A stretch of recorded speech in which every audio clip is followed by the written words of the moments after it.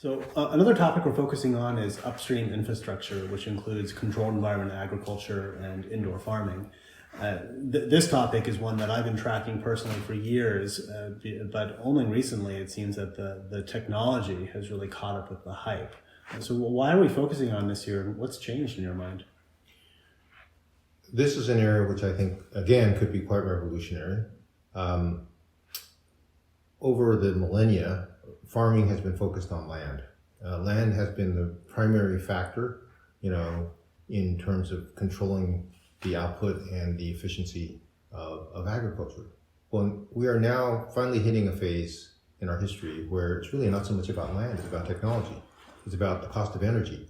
And so basically we're moving towards at least some of our food production into indoor factories for food using plants or animals, right? And that's what's really happening. So it's really more about the cost of capital, about the cost of technology and the efficiency of capital or technology, and then the cost of energy, and much less about the cost of land. So that's one of the really interesting things that I think this panel will highlight.